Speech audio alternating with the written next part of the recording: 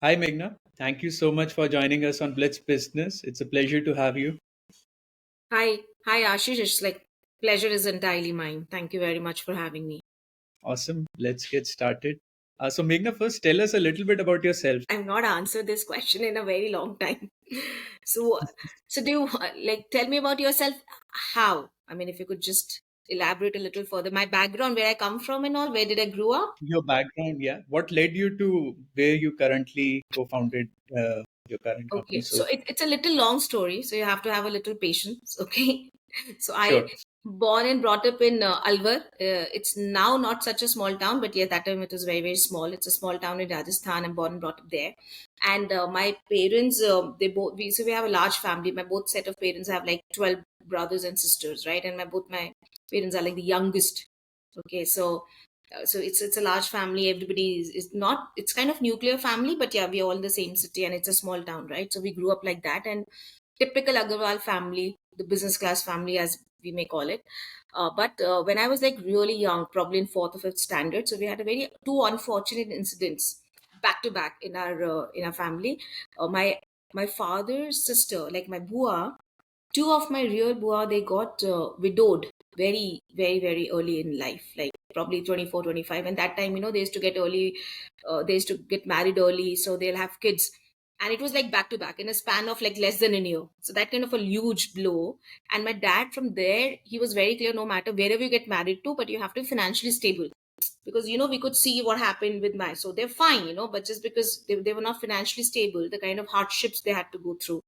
So I think so. From the beginning, it was literally etched and inculcated that you have to be financially stable no matter wherever you marry. But it was not like you have to be an entrepreneur or you have to be in a job, but it's just the financial stability. How will you achieve it? That was not clear. So that path was not clear, but the end goal was clear. And again, being a small town, those days there were not many DVDs, right? I mean, they will have those cassette, the black color cassette and all, and very few English movies used to come and reach Albert. So uh, I think there's some issue in communicate. It's fine, right? You can hear me out, right, Ashish? Because it says communicating with the servers. Yeah, yeah. Yeah. Sorry. So, Yeah, sure. so No problem. You yeah. can continue. Yeah. Okay. So there was this movie called Michael Douglas movie Wall Street, right? And that time I saw it, and we were like quite kicked about it, fascinated with all the adrenaline rush on the trading floors and everything. And that was like, okay, let's. I want to be iBanker. So it's very as dreamy as it could get, without. So those were the two things which kind of became in my, that kind of memory I have. And so I was all throughout my studies was did my core finance. So they were things like company secretary, which you do it through the foundation. Then I did my MBA in core finance. So everything was finance to become an iBanker. But I passed out in the wonderful time of 2001, when you had these September 11 attack. Everything was in shambles. Everything was down. Forget about the financial market, the whole economy was down. So I did have one or two offers, not very lucrative. And that time I met now my husband Rishi. He passed it from IT. He was already had his own company. He was toying up with more ideas, and we started talking. And and he had some ideas. We started discussing. I researched about the idea. That was my first company called Hire Pro Consulting, and I thought there's a market for it, and there's nothing to lose. I mean, what will I do? I mean, because there was no extra baggage I was coming with. Max to max, if worse to worse, if it doesn't work, I can go back to my job market. So I was like, "Okay, let it give it a try." So it was lack of opportunity that time because of the market situation, and there was nothing very exciting any which ways. I thought, let's me jump onto the bandwagon because there's nothing to lose. And that's what kind of made me start my entrepreneur journey. And that is why I always say I'm entrepreneur by accident, but not by choice. Wonderful. Very fascinating. So, how did the IndiQube idea sort of came about? IndiQube is my third company. Okay. so so again, there's a little bit of background. So I did Hypro Consulting, and we were working with the Texas Instrument, Juniper, Cisco. In fact, Texas Instrument even coined a one award to give it to us. They've never had any award for their partners. They specially kind of developed this and created this to award us. So we were like really doing very well. But Ghar Ghar Ki Kahani, I got pregnant after marriage. So that's ugly. And my pregnancies were very tough. So I had to kind of pause it. I have to take it a little slow. And then that time, it was about 2008 or 9. My dad was diagnosed with throat cancer, and we are three sisters. I'm the oldest one, uh, no brother, and my dad got into this emotional, spiral. No, I will sell off everything. I don't have a son. Nothing. And he was like all this, like, hello, hold on to it. Let me try. Let me give it a shot here first in South India, and then we'll see. And by the time in parallel, we'll get your, medication done. So we put our own money. We started our own factory in Hosur. So this factory was in manufacturing powder, limestone powder. And for this limestone powder, we have to import limestone from Malaysia and Vietnam. So we used to import it, and so it was fine, and it went well. Then we started second factory. Then I took up my dad's the north plant also, and pan India we were supplying. And this powder use has many applications, like in paints or PVC pipes, master batches and all. So we were doing all that nicely, and in parallel my dad was also getting well. But during that journey I realized that uh, there's so much you can grow in this business, because the manufacturing rules set up in India was not conducive. The government, I mean, if I have to import the powder, the finished product was cheaper than if I manufacture here. Plus, second, I do not have any control on the raw material. Because of the environmental challenges, the limestone was banned in India. So I had to import my limestone from somewhere else. So there's no control on the raw material, because it's a commodity. Because of the few pricing differentiation, the loyalties of the customers would change. And so-called competition of mine was 100-year-old, 200-year-old companies who will own mines, who will have control on the pricing, will have control on the production, the volume, and the raw material, right? So much you could do it. So any which ways, I was planning to come back to the real corporate world, which I'm kind of used to it. And that time when I want to come back to Hypro, so my other two companies, we were looking for a space of 50,000 square feet, but we ended up taking about 80-90,000 square feet, because we couldn't get out exactly 50,000 square feet. And we work with a lot of startups. We work with a lot of offshore development center. We took this building in about 2013 or something.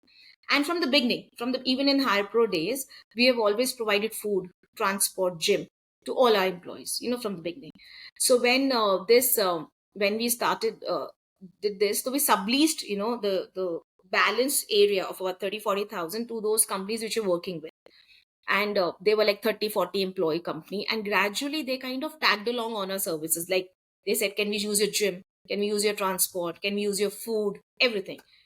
And when we were growing in 2014 and we asked them to move out of a building, they started crying.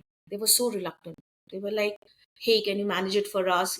We do not have the know-how. We are too small to manage this kind of operations. Can you do something about it? And, out of, I would say, just because we had a few queries and all who was with in our building, just about 500 meters from our existing building, we took a next building, which was 3 lakh square feet, total out of ignorance. And to our surprise, in less than 6 months, 3 lakh square feet we were able to lease out. And we thought, wow, what is this? What is this market all about? So that kind of pushed us into delve into further into this area. And then we realized that a huge gap. So either you have all these tech parks of the world, right? Or you have these smaller residential areas with these smaller companies which will operate out of houses. The bungalows would be converted into the office. So that mid-market segment was completely missing. Plus, everything was on demand. The taxis or the furnitures, everything was on demand. Even relationship these days are on demand. So why not real estate? The real estate would also work on demand, right? So those concept. So we were changing to the on-demand economy any which ways. So we knew that real estate would also come into the on-demand thing. So because of all those consumer behavior changes, we officially kind of started IndiQube in 2000. So did you see any impact of WeWork entering into India on your business, or how was it when WeWork started out? Okay. So WeWork, first, we've never heard of WeWork till 2017. So 2015 we started off. For 2 years we never heard of WeWork. Okay, let me be honest with you. I heard WeWork when I was in New York, Manhattan, and then I went even have a look at the office. So WeWork, I have to give it to them that they really helped to build the brand of this space, right? I mean, regions of the world have been there since time immemorial, right? But the way WeWork kind of built the brand, they kind of literally looked at changing the pattern. Adam has definitely made a huge brand out of it. So it was easier for us, because the market existed, and then you have such a global brand or a player coming to India. It helped us, because then I do not have to do the educating the client, because my first work was to educate the client. There's some concept like managed office spaces. There's something like per square feet model. There's something like per seat model. You can take it up. You just have to come with your laptop. Everything else would be taken care of. Any which ways, it was a very new concept for all the corporates here. So when we were kind of grew the way it grew, it kind of helped us to kind of reinforce that this is the way exactly the real estate thing has to be consumed in future.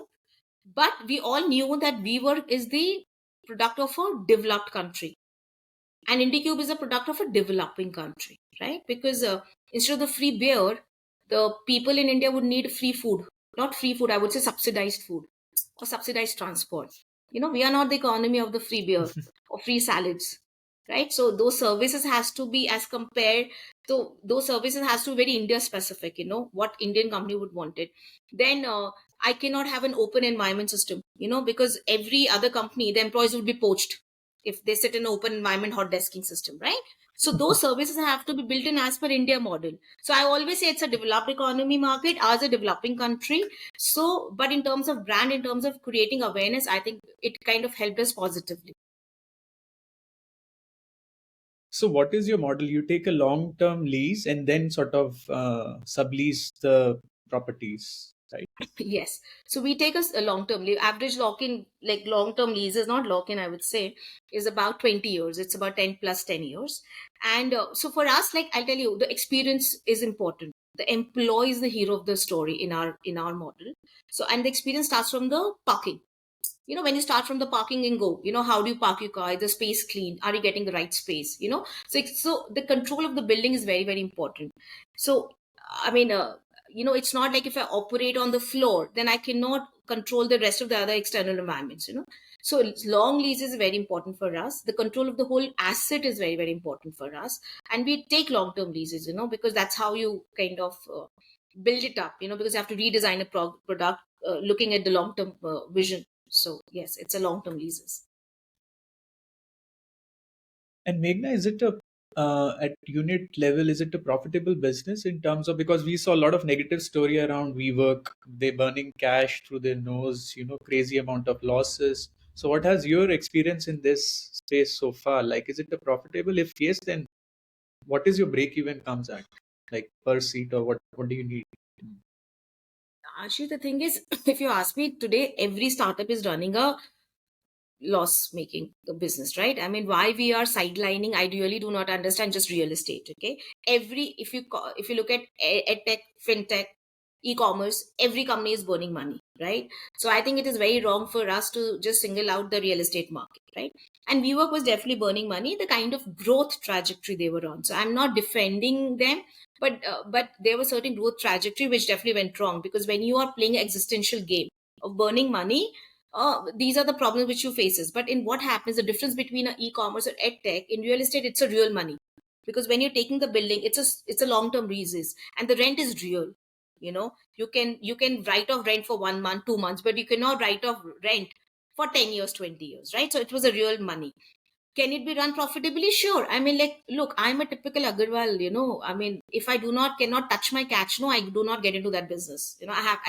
For me, evaluation money is the money in the mirror. You see it, you can't touch it. I don't like it. For me to to call it mine, I want to like to touch the money. We knew it is profitable, and we started. So IndiQube has been profitable since the beginning. EBITDA positive from the beginning, and this being the third, my other two ventures were also profitable from the beginning. And currently, in fact, we are PAT positive. So for the last 2 years, I've been PAT positive. So I've been positive throughout. So can it be run positively? To your answer, 200% yes. And every business is run on that ethos that eventually it will be positive, right? Otherwise, the whole idea gets lost. For how long you can actually keep funding it through the VC's money or the P's money, right? Eventually, the business has to make sense to grow and to sustain. So yeah, so IndiQube has been profitable.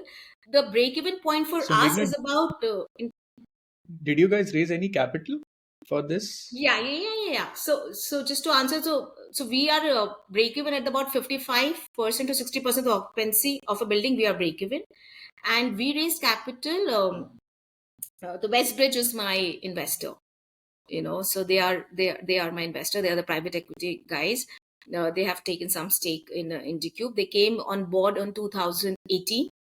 Yeah, so but that's all. So we just have one, and it's us. Yeah, majority is with the family. So we are actually very dilution sensitive family. So yeah, so yes, this is what it is.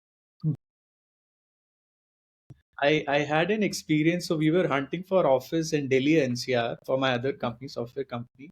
And I'll tell you my experience. The rates were crazy. In Gurgaon, WeWork was charging 30,000 plus per seat. Then Yeah. we went to Noida side. It was like 5, 7, 8K per seat. Then Yeah. in Delhi, it was around 12-ish per seat. You know, I just couldn't understand, like But so much variation, like 30,000 per seat. Does it really yes. even make sense for a company? I mean, people were renting out. I mean, I'm not saying that, but So Ashish, okay, so let me put it like this. So you do not have to think India as a full country or states. You have to divide into micro markets. So there are 60 micro markets, for example, and these micro markets we put it in green, yellow, and red zone. So green zone means no matter COVID happens, nothing will work. Nothing will happen. That micro market would always be in demand. It's insulated from all the external factors. The yellow zones are something in which, if it will take a little time to develop and all, but the demand is there. And the red zone is no matter whatever you do, it would never flourish. So then you have to take a very very short term bets. Okay, so you have to divide these micro markets like that. So to your answer to your question to Noida, so Noida is a ghost market. Have you seen the amount of vacancy? It's more than 25%. The amount of buildings which are happening is mind boggling. So the vacancy is so high. That is only one of the micro market where the tech park rates is equivalent to a small offices opposite it. A tech park is always about 20-30% higher any of the micro market. Noida is the only market where the tech park rate is equivalent or probably lower than probably smaller office opposite it. So you can imagine this shows the how much vacant buildings are there and how much potential, because all you can see is land. Then second, the other thing which has changed now, the offices that used to, what historically used to happen, that talent used to go where the office is. But now offices are going where the talent is. Okay. So when it comes to Gurgaon, you're the talent. You have to see in terms of talent thing. Because why Bangalore is so popular? No matter, even if the traffic congestion is so much, people still want to. Because the depth of talent in Bangalore is unmatchable. So that is why people would come here, right? The kind of opportunities you will get here is unmatchable. Similarly, Gurgaon, what happens, the 30,000 scene is because of DLF, because every other parcel is taken by DLF. It's a huge tech park, they have built it up. And there's a certain efficiency and the sizes, and they dictate the market pricing, right? So because of the lack of space, it's a demand and supply game. It's more demand and less supply. That kind of you know change the pricing, that kind of decides the pricing methodology. Noida, I'll give and you how as low as was? four. Yeah, Sorry. please go ahead. Yeah, No, so Noida I can give you as long as low as 4,000, 5,000. But in Gurgaon, yes, so we have like couple of buildings we have taken in Golf Course Road, and my going price is about 15,000 per seat. So it's a demand and supply thing. and how much the per square feet rate varies? Again, it's on the acquisition, right? And which is transparent, which is aware. Like, for example, in a DLF, your acquisition of the building is almost like what, 150 to 170 rupees bare shell, right? In Bangalore, in Outer Ring Road, you would have something about 90 rupees to 100 rupees. Rest of the things, if you ask me, Ashish, is kind of similar, right? How much interior cost would change depending on the micro? Nothing, not much. The service would remain the same. So it's an acquisition cost which kind of makes the difference. And every micro market works differently. If you ask me, Understood. Bangalore is still extremely underpriced. I mean, a good tech park you can easily get in about 100 rupees. In Gurgaon you will not see anything. In Bombay, BKC is about 300-350 rupees per square feet. It's insane. Yeah, so it So all depends Meghna, on that. tell us the story about fundraising. How did you got Westbridge onto your Westbridge. cap table? Westbridge. So, okay, so we have no idea about the fundraise. Okay, we were as naive as possible, although being it's not their first company, and but we've never done the fundraise for the other last two companies, so we were as naive. And but we had, but we're in Bangalore, right? I mean, for the last 20 years, so that has its own pros. You pretty much have seen all the startup community and all the VCs and everybody. Pretty much they grew with you, right? So you have met them socially, they know you, and because of the other work which we have done it, so we kind of quite familiar with them. And when we were in the market, so Norwest, Sumer, was already looking at this space, and we got in touch through some common friend, and he really liked the business, and that's how, and we were just discussing, nothing was happening, and then Sandeep Singhal, who's the partner at Westbridge, right? Private equity. He's my neighbor, and since we were just not aware, and as I said, we got innocent in all that thing. So we were just discussing, we are in the market for fundraise, and we are looking at this space like this, and the market will grow, the time is bigger, and it was an evening walk, and he said, "Hey, it looks interesting. Can we talk more?" And the next day we met him at the office. We talked more, and I think the third day he presented us a term sheet. So it was during the evening walk.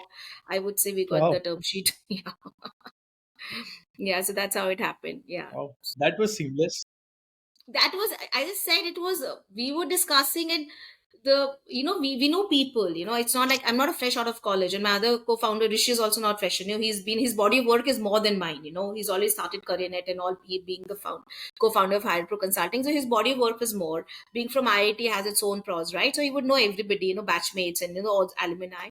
I kind of knew, and so yeah, so pretty much put together, we kind of know new people, and we were just discussing. And as I said, this industry is growing, this space is growing, right?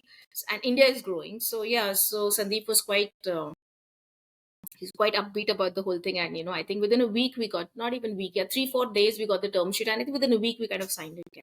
So it's and since then they are the only one who are on the board with us. We don't have any other investor as of now. We just have one angel investor from the beginning is Ashish, who's a Helion venture guy, but he's more like a family. So he was the first one to cut the check for us. Ashish Gupta, you mean? Yeah. Yeah, Helion. Yeah, ex Helion guy. Yeah. So he's very close. So he was the one. Yeah. I remember I remember pitching to Ashish Gupta in their Gurgaon office, Oh, wow. and Cool. it was a thorough, wonderful experience. Oh, he's Yes, a wonderful gentleman. I've known him for almost like what, 15 years now. So I've known him for a very, very long time. I remember. So I have met so many people, and Sanjeev we know because of my co-founder. Sanjeev was their boss, so that's how we Oh, got introduced, and we went to Ashish, and the kind of questions he asked. Oh my God, it's like no one has asked these questions before. no, he's a wonderful, but he's a wonderful human being also. I think that is something which we always, you know, it should not be the benchmark, isn't it? It should be by default that, but the way now the whole world is, just being a good human being is a big asset, and so I would say he's a great human being also. Forget about, he's extremely intelligent, great VC, Yes, everything put together. Otherwise, he's a great human being, which should be the norm, but it's not the norm these days. that's true. That's true. So I off the topics I was reading. So I have invited Sanjeev has come with here. Okay, Kanwaljit has come on sure. podcast. So I'm Fire trying side, to yeah. get all the previous Helion On guys. crop onto the podcast. So next I'm trying Rahul Chandra. I Rahul, read his yes. book recently. So yeah. Arkham is with IndiQube actually. Oh really? Their office is with IndiQube. So we have quite a fund guys, VCs whose office are with us. Oh that's nice. That's a good space to give to, and you can always go back to them if you need funding, right? With all humility, we are too big for them right now. No. Oh really? And How big yeah. are you? Give us a sense. No, I'm $100 million revenue company, right? And with a PAT positive, almost like about 70-80 crores. Yeah. So I'll be like touching almost like 1,000 crores, right? So it's not So do you plan to raise more capital? it's not, do we plan to raise? Look, equity money is a gold plated money, right? It's very expensive money, so you have to kind of really consume it very cautiously, judiciously. So that is very, very important. And we being from old school, both me and Rishi, we are very, very old school founders. So we believe in profitability. We believe in the basic fundamentals of running the business, and extremely dilution sensitive. So whether we're in the market for the fundraise, no. Actively looking for the capital, no. But if something comes through and interesting and all, then why not? but it is not at any cost. So growth at any cost or raising money at any cost, that is not the fundamental we're working on. That is why we're very particular about the profitability, because we do not want to end up in a situation where we burn so much of money and then we don't have a choice but to kind of go in the market and take whatever comes our way. So that is a situation we always wanted to avoid. And what are your thoughts on debt? Oh, debt is definitely, in fact, this is the kind of business which needs debt. And we can go as high as about 1.5 is to 1 ratio, right? So the project financing, you should never finance your projects through the equity money. I mean, that's the most silly thing to do, right? So that is the uh, I mean, it's a right, I would say, way to kind of raise money in this kind of in this space. And our CRISIL rating is about A, which is with a positive outlook, right? So the kind of interest rate and the kind of benefit we get it through debt raising is far much more better than we raise the money, because it's not the risk capital, right? I mean, you should raise equity when there's a risk capital involved, but I should not be raising equity to fund my interiors. That's the most silly thing to do. So fund my interiors, I should definitely raise debt about it, right? So one has to be clear and cognizant of that fact. So have you currently raised any debt, or do you have any debt on your balance sheet? Yeah, definitely. As I said, it would be silly for us. It's stupid, if we do not, if we start, financing my interiors through the equity money, right? So, I mean, that is definitely not happening. So we have raised debt, and it's a similar ratio, which are as per the SH, you're supposed to be very well in that ratio of debt and equity. Yes, but yes, we have raised debt from all these banks, the nationalized bank, and especially because of the CRISIL rating is with the A positive outlook, which usually is not there in our space. People would get B or B positive at max, and the moment people see it as A, it becomes easier for us. Wonderful. So what is then the plan, Meghna, for you guys in next couple of years or so? What is the milestone then you're looking at? You've already cracked the 100 million mark. So what is that thing you're eyeing? It's okay. It might sound as broad and bizarre, but the thing is, when we started off IndiQube, it was like it's an end-to-end workspace solutions. Okay, so we always had offering three offerings. So it was, one is plug and play. So now you call it plug and play, you can call co-working, you can call it managed, you call it shared, take the name as it is. That was the lowest hanging fruit, right? So, and people kind of, a lot of people they rode on this bandwagon. But the other two offerings we had always had was the interiors and the management, and third is the management. The second meaning, if a company is taking a space in some other area which is not in my building, so they'll say, hey Meghna, I have taken the space, I've done this deal with the landlord, can you do the interiors for me and can you manage it for me? Okay, because I really liked your model, I really liked your platform. And the C model is just, can you just manage it for me? So we usually sign up pan India deals. Like, so for example, there will be companies in which few micro market or few cities, they will be in my buildings, but in few micro markets I will be there in the building. But everything is done through a platform. So we have a common platform, we call it a MyCube and ServiCube, which gives a consistent experience. So sitting from any of the offices, from Ahmedabad or Delhi or Jaipur, you can actually see how many people are in your offices, what kind of tea they're drinking, what kind of food they're eating. So when people are entering into Jaipur office, vis-a-vis of people entering into Allahabad office, they should not feel that it's two different cities. They should have the similar experience.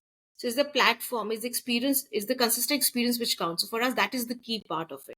So when it comes to growth, if you ask me, uh, India absorbed 40 million square feet of new real estate every year, minimum. Okay, 2021 was the biggest area, about 60 million, but usually on average they kind of absorb 40 million. Bangalore absorbs more commercial real estate than Shanghai. Okay, the Southeast Asian countries like your Vietnam, Indonesia, Singapore, they only absorb 4 million square feet all put together. So that is the kind of market India is all about. Okay. And the existing portfolio is about 600 to 700 million square feet. So you can imagine the TAM, you can imagine the addressable market is huge. I mean, like Bangalore absorbing more than Shanghai, and all these three put together, the Southeast Asian, it is equivalent to a Delhi market. You can imagine the breadth and the depth of this market, right? And the sky's the limit. And the way we are growing, the India is growing, there's always a need for this office, right? There'll be need for the workspace solutions, everything. So I will not consider, we do not consider in terms of numbers. Numbers are okay, the milestone, it gives you boost, it helps you, right? But eventually it is to idea is to build a brand. So anything to do with the workspace, IndiQube should be there. If we're doing a backward integration, we are coming with our own furnitures, office furnitures. We are getting into our own interiors, right? So we are coming with our own brands, so our brand should be a reflection of the good quality workspace solutions. Now, it could be anywhere. So that's the end-to-end workspace solutions, that the kind of the market, and that is what we want to build. Now, numbers are incidental to it, and as I said, that's kind of helpful. But the market is huge, and we've just started. We're not even 10-year-old company. We're just about 7-8-year-old company, which includes 2 year of COVID. So yeah, so that is the kind of, imagine the growth you have in this space. But did the recent layoffs by these tech companies impacted you guys? I mean, they are firing left, right, and center, be from Microsoft, Google to Baiju's of the world. Yeah, so honestly, what has happened, they have hired 2-3 times of the people, employees, as compared to the office space they have. So any which ways, the hiring number is more, not even like double, 3-4 times the whatever the office spaces they have. So I will not say that this not impacted, but there's a slowdown. The startup, any which ways, Ashish, we kind of knew. I mean, it was just the balloon was just about to burst. I think we all knew the kind of overvaluation which was happening. I think it was bound to happen. And we work with a lot of offshore development centers, GCCs. We'll work with a lot of Indian companies. Like for example, Air India. Air India, the entire South Air India office is with IndiQube. They've taken about 50,000 square feet. Okay. Like Ultratech, Mahindra Logistics. We work with, and in GCCs also, which are like $3 to $4 billion company, which are based out of US. So we have 40% of a portfolio, those kind of companies. Okay. So it does, in a macro level, definitely it slows down a little bit. But I think India as a country on a growth trajectory. I'm sure you must be listing everywhere. The most expert and the most intelligent people. I mean, I do not. I mean, at my level, I do not have to say this thing. If it's going to be $1 trillion industry, I think everybody is going to grow. So it's just a matter of it's a few bumps, here and there, right? But eventually, it's a high. So everybody, so the impact would be extremely minimalistic. I don't think so. The next 10 years, I strongly believe is India. 10 years, the opportunity, it's a land of opportunities, and everybody would make money next 10 years. I have strong belief in this. So, and these smaller, Awesome, awesome, yeah, awesome. just these smaller, like, laying off and all, I think it's just a part, and this is going to be there. They'll not be very deeper troughs and all. These kind of small bumps will be there, and we just have to get used to it. I mean, I think these are the challenges which anybody would face it. I don't think so it is kind of really very, unique to the whole. I think we just have to deal with it. I think well said, Meghna. Um, Thank you so much for your time and insights. I really enjoyed talking to you. You know, you had a very fresh perspective. Okay. Anything you would like to share to our listeners? Something I may have missed? Listeners, share. No, I mean, it's wonderful to be here. I hope it helps, and I think the best. Uh, as for my experience, I think the best career is right now is entrepreneurship. So, and the way we all are growing, and so I think rather than, and just build your business in the basic fundamentals, right? Be profitable. Your unit economics has to be right. If you're running a business the right fundamentals, then it's just a matter of when it just it you will grow, you will do very well. It's just a matter of time, so you just have to be a little bit patient.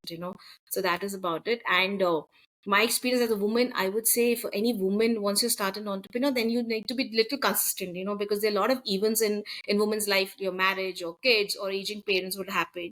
You should not stop. I mean, like, take it a little slow, it's fine, but just be consistent with the efforts. And it sounds very simple, but then you have an ecosystem of cook or a nanny, all those things, smaller things, and communicate with your partner. Everything would get aligned, right? I mean, because if you tell them what is your bigger objective in life, things would get aligned. You just have to be clear. You have to be honest with yourself, and I just hope that we see more women entrepreneurs. Wonderful, wonderful. Thank you so much, Meghna. Thank you, Uh, Ashish.